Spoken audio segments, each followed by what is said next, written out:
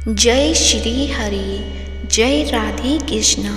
प्रिय भक्तजनों, आप सभी का मायरा वॉइस चैनल में हार्दिक स्वागत है। आप सभी का दिन शुभ और मंगलमय हो और कान्हा जी आप सभी की मनोकामनाएं पूर्ण करें। आज बृहस्पतिवार है और आज माघ शीर्ष की त्रयोदशी तिथि है। तो आज की इस वीडियो में हम सुनेंगे मार्गशीर्ष कथा का अध्याय 13। उससे पहले सुनते हैं गणेश जी की कहानी। तो प्रेम से बोलिए जय हो गणेश भगवान की। एक बार भगवान गणेश बाल रूप में चुटकी भर चावल और चम्मच में दूध लेकर पृथ्वी लोक में निकले। वे सबको अपनी खीर बनाने को कहते जा रहे थे, पर सबने उनकी बात को अनदेखा किया। इसी दौरान एक गरीब बुढ़िया ने उनकी खीर बनाना स्वीकार कर एक भगोना चूल्हे पर चढ़ा दिया। इस पर गणेश जी ने घर का सबसे बड़ा बर्तन चूल्हे पर चढ़ाने को कहा। बुढ़िया ने बाल लीला समझते हुए घर का बड़ा भगोना उस पर चढ़ा दिया। कुछ देर में ही एक चमत्कार हुआ। गणेश जी के दिए चावल और दूध बढ़ गए और पूरा भगोना उससे भर गया। इसी बीच गणेश जी नहाने के बाद खीर खाने की बात कहते हुए वहां से चले गए। पीछे से बुढ़िया के पोते पोती आए तो भूख लगने पर बुढ़िया ने उन्हें वह खीर खिला दी। खीर बनते देख रही पड़ोसन को भी बुढ़िया ने कटोरा भर खीर दे दी। बेटे की बहू ने भी चुपके से एक कटोरा खीर खाने के साथ एक कटोरा खीर छिपा दी। इसके बाद भूख लगी तो बुढ़िया ने भी खाने के लिए खीर हाथ में ले ली और बोली, आजा रे गणेशिया, खीर खा ले। तभी गणेश जी वहाँ पहुँच गए और बोले कि मैंने तो खीर पहले ही खा ली। जब बुढ़िया ने पूछा कि कब खाई, तो वे बोले कि जब तेरे पोते पोती पड़ोसन व बहू ने खाई तभी मेरा पेट भर गया। इसके बाद जब बुढ़िया ने बाकी बची खीर के उपयोग के बारे में पूछा तो गणेश जी ने उसे नगर में बांटने को कहा। जब बुढ़िया ने खीर बांटी तो राजा भी इसका पता लग गया। इस पर उसने बुढ़िया को अपने दरबार में बुला लिया। सारा माजरा जानकर उसने बुढ़िया का खीर का भगोना अपने पास मंगा लिया। पर राजा के महल में जैसे ही वह पहुंचा तो उसमें कीड़े मकोड़े व जहरीले जानवर गिर गए। यह देख राजा ने वह बर्तन वापस बुढ़िया को दे दिया, जो उसके घर ले जाते ही वापस पहले जैसा हो गया। इसके बाद बुढ़िया ने फिर गणेश जी से बची हुई खीर के उपयोग के बारे में पूछा तो उन्होंने झोंपड़ी के कोने में गाड़ देने को कहा। ऐसा कर बुढ़िया रात को सो गई और गणेश जी उसकी झोंपड़ी को लात मारते हुए अंतर्ध्यान हो गए। अगले दिन जब बुढ़िया उठी तो उसे अपनी झोंपड़ी महल में बदली हुई और खीर के बर्तन सोने जवाहरातों में भरे मिले। गणेश जी की कृपा जानकर बुढ़िया काफ़ी प्रसन्न हुई।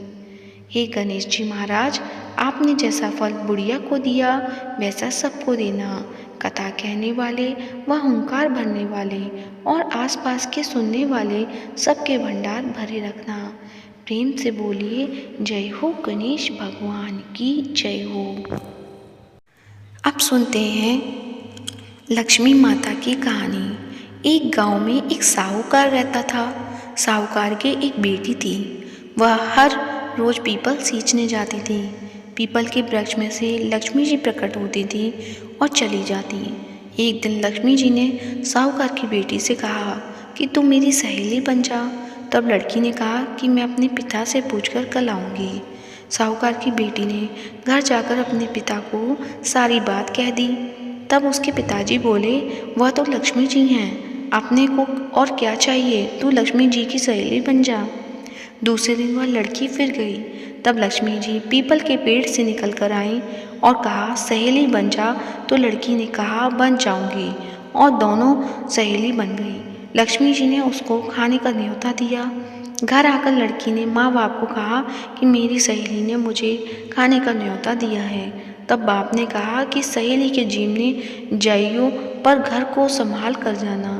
तब वह लक्ष्मी जी के यहाँ जीमने गई तो लक्ष्मी जी ने उसे शाल दुशाला ओढ़ने के लिए दिया, रुपए दिए, सोने की चौकी, सोने की थाली में 36 प्रकार के भोजन करा दिए। जीम कर जब वह जाने लगी तो लक्ष्मी जी ने पल्ला पकड़ लिया और कहा कि मैं भी तेरे घर जीमने आऊँगी।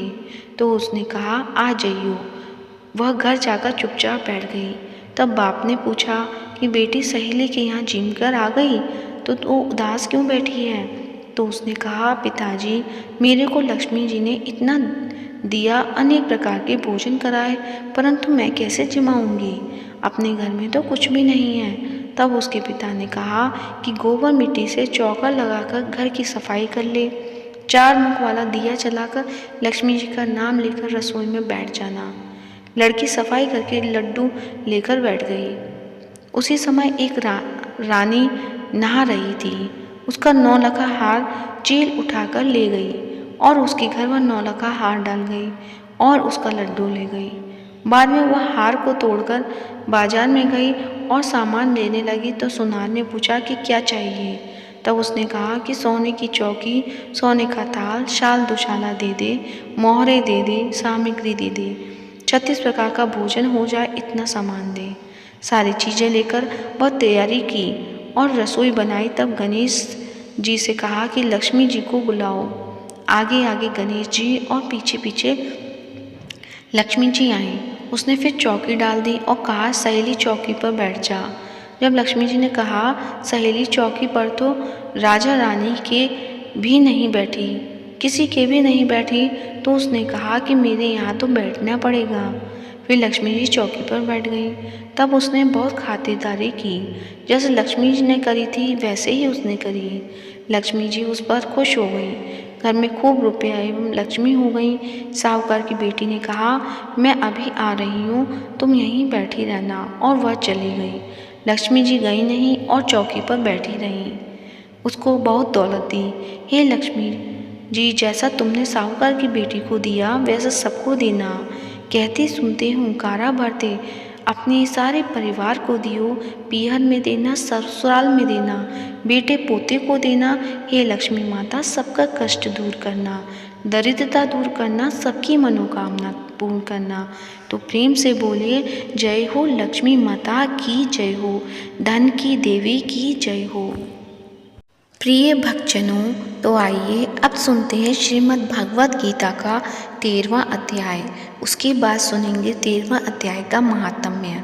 तो प्रेम से बोलिए कृष्ण भगवान की जय हो। अर्जुन ने कहा हे केशव, मैं यह जानना चाहता हूँ कि प्रकृति और पुरुष क्या है और क्षेत्रज्ञ क्या है। मैं यह भी जानना चाहता हूँ कि सच्चा ज्ञान क्या है और इस ज्ञान का लक्ष्य क्या है। हे अर्जुन, यह शरीर क्षेत्र कहलाता है और जो इस शरीर को जानता है उसे दोनों के सत्य को जानने वाले मुनि क्षेत्रज्ञ कहते हैं। हे भारतवंशी, मैं सभी कर्म क्षेत्रों का ज्ञाता हूँ। शरीर को कर्म क्षेत्र तथा आत्मा और परमात्मा को कर्म क्षेत्र का ज्ञाता समझना, यही मैं सच्चा ज्ञान मानता हूँ। सुनो, मैं तुम्हें समझाता हूँ कि वह क्षेत्र क्या है, उसका स्वरूप क्या है, उसमें परिवर्तन कैसे होता है, उसकी रचना किससे हुई है, क्रिया क्षेत्र का ज्ञाता कौन है, उसकी शक्तियाँ क्या हैं। महान ऋषियों से क्षेत्र और क्षेत्रज्ञ के बारे में सत्य को अनेक तरीके से गाया है। इसे विभिन्न वैदिक ऋचाओं से कहा गया है और विशेष रूप से ब्रह्म सूत्र में ठोस तर्क और निर्णायक प्रमाणों के साथ इसका खुलासा किया गया है। कर्म क्षेत्र 5 महाभूतों अहंकार, बुद्धि, अप्रकट, मूलत्व, 11 इंद्रियां तथा 5 इंद्रियों के विषय से निर्मित है। इच्छा और द्वेष, सुख और दुख, शरीर, चेतना और इच्छा से भी मिलकर क्षेत्र और उसकी विकृतियां हैं। विनम्रता, पाखंड से मुक्ति, अहिंसा, क्षमा, सरलता, गुरु की सेवा, शरीर और मन की शुचिता, स्थिरता और आत्म संयम, इंद्रिय विषयों के प्रति वैराग्य, अहंकार का अभाव, जन्म, रोग, जरा और मृत्यु के दोषों को ध्यान में न रखना, अनासक्ति, पत्नी, संतान, घर आदि से आसक्ति का अभाव, जीवन में इच्छित और अवांछित घटनाओं में संभाव, जीवन में इच्छित और अवांछित घटनाओं में संभाव मेरे प्रति निरंतर और अनन्य भक्ति, एकांत स्थानों की प्रवृत्ति और सांसारिक समाज से विरक्ति, आध्यात्मिक ज्ञान में निरखता और परम सत्य की दार्शनिक खोज, इन सबको मैं ज्ञान कहता हूँ और जो इसके विपरीत है उसे मैं अज्ञान कहता हूँ। अब मैं तुम्हें वह बताऊंगा कि जिसे जानना चाहिए और जिसे जानने से अमरता प्राप्त होती है। वह अनादि ब्रह्म है जो अस्तित्व और अनस्तित्व से परे है। उनके हाथ, पैर, आंखें, सिर और चेहरे हर जगह हैं। उनके कान भी हर जगह हैं क्योंकि वे ब्रह्मांड की हर चीज़ों में व्याप्त हैं। यद्यपि वे समस्त इंद्रिय विषय को देखते हैं तथापि वे इंद्रियों से रहित हैं। वे सब वस्तुओं से अनासक्त हैं तथापि वे सबका पालन करता है। यद्यपि वे निर्गुण हैं तथापि वे प्रकृति के तीनों गुणों के भोक्ता हैं। वह सभी जीवित प्राणियों के बाहर और भीतर विद्यमान है, चाहे वे गतिशील हों या अगतिशील। वह सूक्ष्म है और इसलिए वह समझ से परे है। वह बहुत दूर है लेकिन वह बहुत निकट भी है। वह अविभाज्य है फिर वह जीवों में विभाजित प्रतीत होता है। उस परम सत्ता को सभी प्राणियों का पालन करता, संहार करता और सृष्टि करता जानो। वे सभी ज्योतियों में प्रकाश के स्रोत हैं तथा अज्ञान के अंधकार से सर्वदा परे हैं। वे ज्ञान है, ज्ञान का विषय है तथा ज्ञान का लक्ष्य हैं। वे सभी जीवों के हृदय में निवास करते हैं। इस प्रकार मैंने तुम्हें चेत का स्वरूप, ज्ञान का अर्थ और ज्ञान का विषय बताया है। इसे केवल मेरे भक्ति यथार्थ रूप में समझ सकते हैं और ऐसा करके वे मेरे दिव्य स्वरूप को प्राप्त कर सकते हैं। यह जान लो कि प्रकृति और पुरुष दोनों अनादि हैं। यह भी जान लो कि शरीर और प्रकृति के तीनों गुणों के सभी परिवर्तन भौतिक ऊर्जा द्वारा ही उत्पन्न होते हैं। सृष्टि के मामले में भौतिक ऊर्जा कारण और प्रभाव के लिए उत्तरदायी है। सुख और दुख के अनुभव के मामले में व्यक्तिगत आत्मा को उत्तरदायी घोषित किया जाता है। जब प्रकृति में स्थित पुरुष तीनों गुणों का भोग करना चाहते हैं, उसमें आसक्ति उसके लिए उच्च तथा निम्न योनियों में जन्म लेने का कारण बन जाती है। शरीर के भीतर भी परमेश्वर का निवास है। उसे साक्षी, अनुज्ञादाता, आश्रयदाता, पारलौकिक भोक्ता, परम नियंत्रक और परमात्मा कहा गया है। जो लोग परमात्मा, जीवात्मा, प्रकृति और प्रकृति के तीनों गुणों की परस्पर क्रिया के सत्य को समझ लेते हैं, वे फिर कभी यहाँ जन्म नहीं लेंगे। वे अपनी वर्तमान स्थिति की परवाह किए बिना मुक्त हो जाएंगे। कुछ लोग ध्यान के माध्यम से अपने हृदय में परमात्मा को देखने का प्रयास करते हैं। अन्य लोग ज्ञान के अनुशीलन के माध्यम से ऐसा करने का प्रयास करते हैं तथा कुछ अन्य लोग कर्म के माध्यम से उस अनुभूति को प्राप्त करने का प्रयास करते हैं। अभी भी कुछ लोग ऐसे हैं जो इन आध्यात्मिक मार्गों से अनभिज्ञ हैं, लेकिन वे दूसरों से सुनते हैं और परमेश्वर की पूजा करना शुरू करते हैं। संतों से सुनने की ऐसी भक्ति से वे भी धीरे धीरे जन्म और मृत्यु के सागर से पार हो सकते हैं। हे भरतश्रेष्ठ, इस संसार में जो भी चर या अचर प्राणी तुम देखते हो, उसे कर्मक्षेत्र और चेतज्ञ का सम्मिलित रूप ही जानो। केवल वे ही वास्तव में देखते हैं जो परमात्मा को सभी प्राणियों में आत्मा के साथ रहते हुए देखते हैं तथा जो इस नाशवान शरीर में दोनों को अविनाशी समझते हैं। जो लोग परमात्मा को सर्वत्र तथा सभी प्राणियों में समान रूप से विद्यमान देखते हैं, वे अपने मन से स्वयं को पतित नहीं करते और इस प्रकार वे परम गति को प्राप्त होते हैं। केवल वे ही वास्तव में देख सकते हैं जो यह समझते हैं कि सभी कार्य प्रकृति द्वारा ही किए जा सकते हैं, जबकि देहधारी आत्मा वास्तव में कुछ भी नहीं करती। जब वे एक ही भौतिक प्रकृति में स्थित विविध प्रकार के जीवों को देखते हैं तथा समझते हैं कि वे सब उसी से उत्पन्न हुए हैं, तो उन्हें ब्रह्म का साक्षात्कार हो जाता है। हे कुंती पुत्र, परमात्मा अविनाशी है, अनादि है तथा किसी भी भौतिक गुण से रहित है। यद्यपि वह शरीर के भीतर स्थित है, फिर भी वह ना तो कोई कार्य करता है और न ही भौतिक शक्ति से कलंकित होता है। आकाश अपने अंदर सब कुछ समेटे हुए है, लेकिन सूक्ष्म होने के कारण वह जो कुछ भी समेटे हुए है उससे दूषित नहीं होता। इसी प्रकार यद्यपि उसकी चेतना शरीर में व्याप्त है, फिर भी आत्मा शरीर के गुणों से प्रभावित नहीं होती। जिस प्रकार एक सूर्य संपूर्ण सौरमंडल को प्रकाशित करता है, उसी प्रकार व्यक्तिगत आत्मा संपूर्ण शरीर को प्रकाशित करती है। जो लोग ज्ञान की नेत्रों से शरीर और शरीर के ज्ञाता के बीच में अंतर को तथा भौतिक प्रकृति से मुक्ति की प्रतिक्रिया को समझ लेता है, वे परम गति को प्राप्त होते हैं। तो यहीं पर श्रीमद् भगवत गीता का 13वां अध्याय समाप्त होता है। तो प्रेम से बोलिए कृष्ण भगवान की जय हो। अब सुनते हैं 13वां अध्याय का महात्म। श्री महादेव जी कहते हैं, पार्वती अब 13वें अध्याय की महिमा का वर्णन सुनो। उसको सुनने से तुम बहुत प्रसन्न हो जाओगी। दक्षिण दिशा में तुंगभद्रा नाम की एक बहुत बड़ी नदी है। उसके किनारे हरिहरपुर नामक रमणीय नगर बसा हुआ है। वह हरिहर नाम के साक्षात भगवान शिव जी विराजमान है, जिसने दर्शन मात्र से परम कल्याण की प्राप्ति होती है। हरिहरपुर में हरि दीक्षित नामक एक क्षेत्रीय ब्राह्मण रहते हैं, जो तपस्या और स्वाध्याय में संलग्न तथा वेदों के परम विद्वान थे। उनकी एक स्त्री थी जिसे लोग दुराचार कहकर पुकारते थे। इस नाम के अनुसार ही उसके कर्म भी थे। वह सदा पति को अपशब्द कहती थी। उसने कभी भी उनके साथ शयन नहीं किया।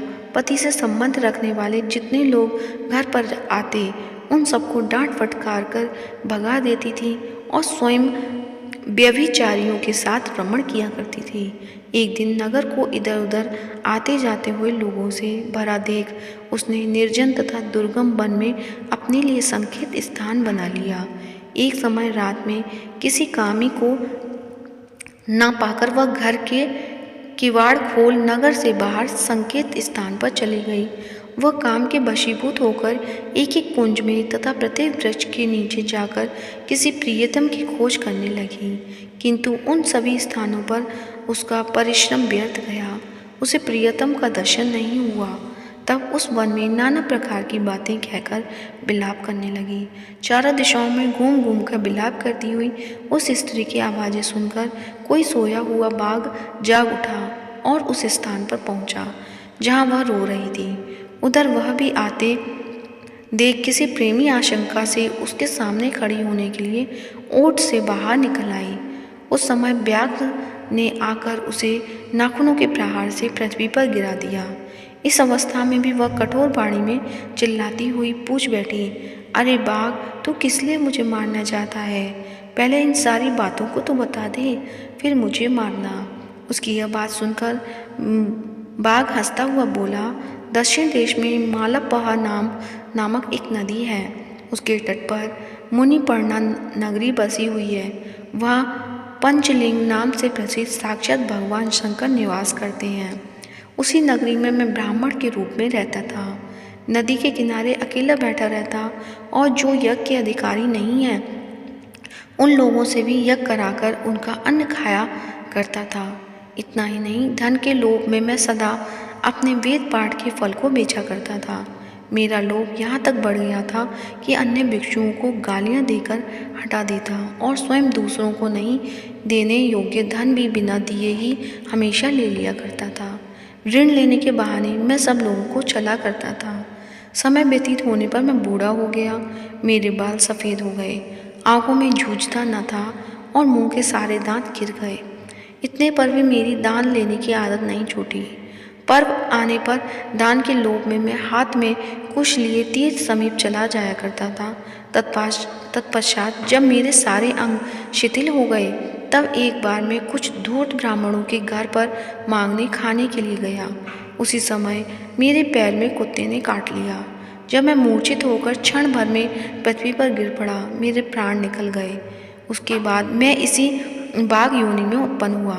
तब से इस दुर्गम बाग में रहता हूँ तथा अपने पूर्व पापों को याद करके कभी घमिष्ठ महात्मा यदि साधु पुरुष तथा सती स्त्रियों को नहीं खाता, पापी दुराचारी तथा उल्टा स्त्रियों को ही मैं अपना भक्ष्य बनाता हूँ, अतः उल्टा होने के कारण तू अवश्य ही मेरा ग्रास बनेगी। यह कहकर वह अपने कठोर नखों से उसके शरीर के टुकड़े टुकड़े करके खा गया।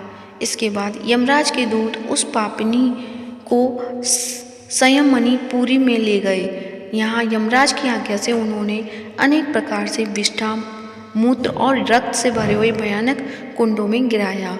करोड़ों कल्पों तक उसमें रखने के बाद उसे वहाँ से ले जाकर 100 मन्वंतरों तक रौरव नरक में रखा। फिर चारों ओर मुंह करके दीन भाव से रोती हुई उस पापनी को वहाँ से खींचकर दहनानंद नामक नगर में गिराया। उस समय उसके केस खुले हुए थे और शरीर भयानक दिखाई देता था। इस प्रकार घोर नरक यातना भोग चुकने पर वह महापापिनी इस लोक में आकर चांडाल योनि में उत्पन्न हुई। चांडाल के घर में भी प्रतिदिन बढ़ती हुई वह पूर्व जन्म के अभ्यास और पूर्वत पापों में प्रवृत्त रही। फिर उसे कोढ़ और राजयक्षेमा का रोग हो गया, नेत्रों में पीड़ा होने लगी। फिर कुछ काल के पश्चात वह पुनः अपने निवास स्थान हरिहरपुर को गई, जहाँ भगवान शिव के अंतपुर की स्वामिनी जमका देवी विराजमान है।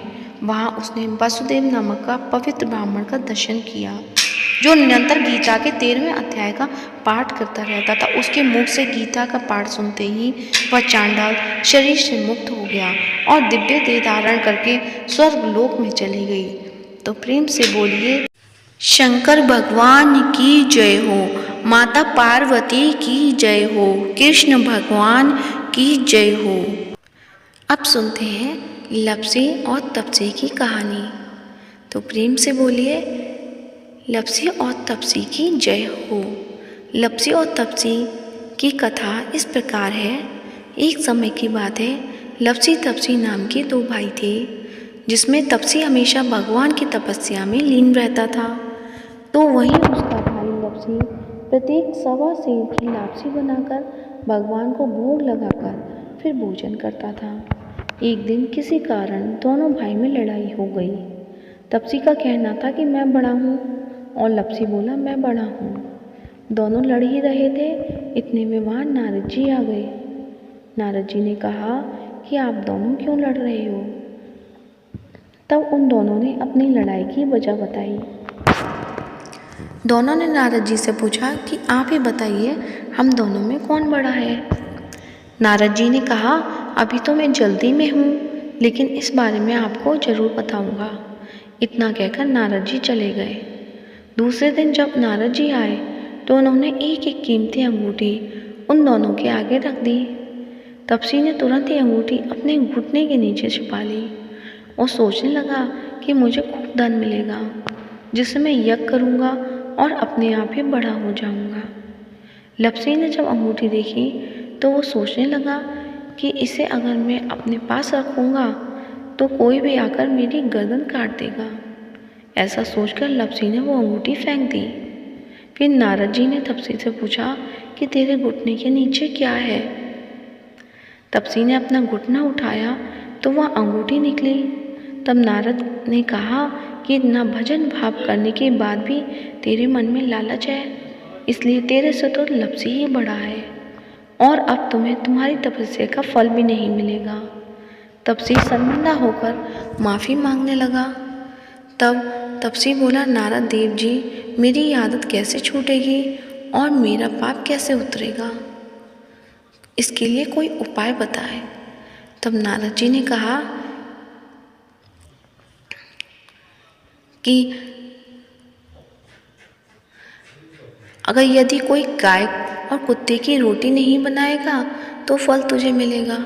अगर कोई व्यक्ति किसी ब्राह्मण को भोजन कराकर बिना दक्षिणा के ही उसको विदा कर देगा तो फल तुझे मिलेगा। यदि कोई साड़ी के साथ ब्लाउज नहीं देगा तो इसका फल तुझे मिलेगा। यदि कोई व्यक्ति दीपक से दीपक जलाएगा तो भी फल तुझे मिलेगा। वहीं अगर कोई तुम्हारी कहानी नहीं सुनेगा तो भी फल तुम्हें मिलेगा। कहते हैं उसी दिन से व्रत कथा के साथ लप्सी और तपसी की कहानी पढ़ना और सुनना अनिवार्य हो गई। तो प्रेम से बोलिए लप्सी और तपसी की जय हो। अब सुनते हैं श्री कृष्ण चालीसा। प्रेम से बोलिए कृष्ण भगवान की जय हो।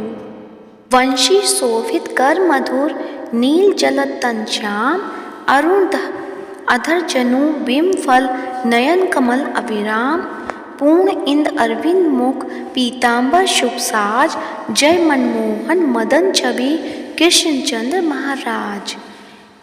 जय यजुनंदन जय जगवंदन, जय वसुदेव देवकी नंदन, जय यशोदासुत नंद दुलारे, जय प्रभु भक्तन के दिगतारे, जय नट नागर नाग नतैया, कृष्ण कन्हैया धेनु चरैया, पुनि नख पर प्रभु गिरवर धारो, आओ दीनन कष्ट निवारो, वंशी मधुर अधर धरि अरि तेरो, होबे पूर्ण विनय मेरो, आओ हरि पुनि माखन चाको, आज लाज भारत की लाको, गोल कपोल चिबुक अरुणारे, मृदु मुस्कान मोहिनी डारे, राजित राजीव नयन विशाला, मोर मुकुट वैजंती माला,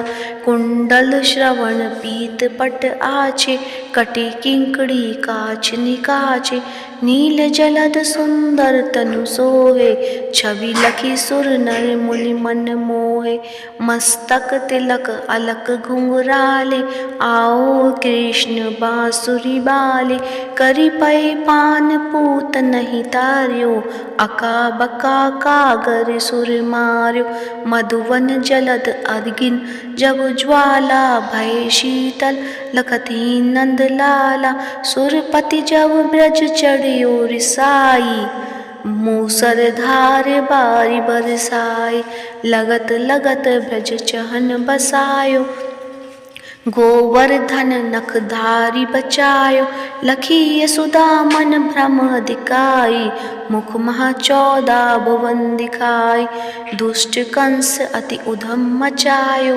कोटि कमल जब फूल मंगायो, नाती काल यही तब तुम नीने, चरण चिन्ह दे निर्भय कीने, करी गोपिन संग रास बिलासा, सबकी पूर्ण करी अभिलाषा, केतिक महा असुर सहायो, कंस ही केस पकड़ी दे मार्यो, मात पिता की बंदी छुड़ाई, उग्र सेन कह राज दिलाई, मही से मृतक छहो सुत लायो, मातु देव की शोक मिटायो, भौमासुर मुर दैत्य संहारी, लाई 60 सहस कुमारी, दे भीमहि तरण चीर सहारा, जया सिंधु राक्षस कह मारा, असुर बकासुर आदिक मार्यो, भक्तन के तव कष्ट निवारो, दीन सुदामा के दुख टार्यो, तंदुल तीन मुख डार्यो, प्रेम के साग विदुर घर मांगे, दुर्योधन के मेवा त्यागे, लखी प्रेम की महिमा बारी, ऐसे श्याम दीन हितकारी, भारत के पारत रख हाके, लिए चक्र कर नहीं बल थाके, निज गीता के ज्ञान सुनाए, भक्तन हृदय सुधा बरसाए, मीरा थी ऐसी मत वाली, विष पी गई बजा के ताली, राना भेजा सांप पिटारी, शालिग्राम बने बनवारी, निज माया तुम विधि ही दिखायो, उरते संशय सकल मिटायो, तव सतनंदन करी तत्काला, जीवन मुक्त भयो शिशुपाला, जब ही द्रौपदी टेर लगाई, दीनानाथ आ लाज अवजाई, तुरत ही बसन बने नंद लाला, बड़े चीर भय अरि मुँह काला, अस अनाथ के नाथ कन्हैया, डूबत भंवर बार बचावई नैया, सुंदर दास आज उरधारी, दया दृष्टि की जय बनवारी, नाथ सकल मम कुमति निवारो, क्षमु बेगी अपराध हमारो, खोलो पट अव दर्शन दीजो, बोलो कृष्ण कन्हैया की जय, बोलो कृष्ण कन्हैया की जय। यह चालीसा कृष्ण का पाठ करे उद्धारी, अष्ट सिद्धि नवनिधि फल ले पधारत चाली। श्री कृष्ण चालीसा समाप्त होती है तो प्रेम से बोलिए कृष्ण भगवान की जय हो। उम्मीद है आज का वीडियो पसंद आया होगा। पसंद आया है तो वीडियो को लाइक करें, ज़्यादा से ज़्यादा शेयर करें और कमेंट बॉक्स में कृष्ण भगवान की जय हो अवश्य लिखें और चैनल को सब्सक्राइब करें। कान्हा जी आप सभी पर अपनी कृपा सदैव बनाकर रखें। धन्यवाद। जय श्री कृष्णा।